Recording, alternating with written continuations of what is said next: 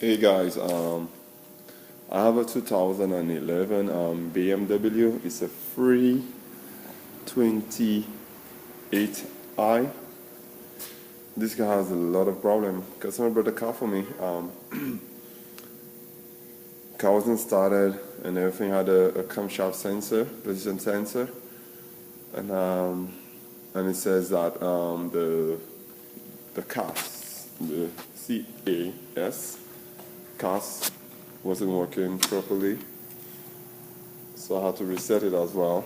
I did everything. After doing everything, check out the car. I changed the camshaft sensor. There's a two sensor that goes right in front of the block. That's for the exhaust right here, and that's for the intake. I change it. I check the fuel pressure right here. Fuel pressure is okay. Everything is perfectly fine. Check all the fuses. Well, there's only one fuse here, and then the other fuse is in the fuse box right here on the passenger side in the glove compartment. You have to remove it, open it, and there's a little bracket you have to remove it to get the access to it. I did all that. I did everything you can possibly think of. Resetting the computer, changing the battery. Well, I have a shop, so change the battery and everything. Car not started.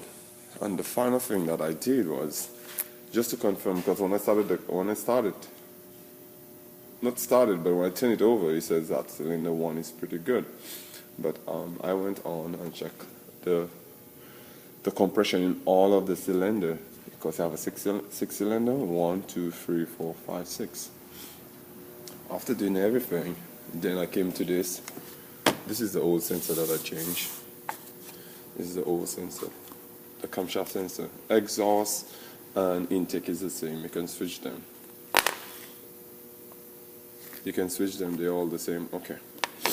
Alright, so this is a cylinder 1. It has 150 psi. Cylinder 2, 180. 3, 0, nothing. 4, 180. 5, 180. 6,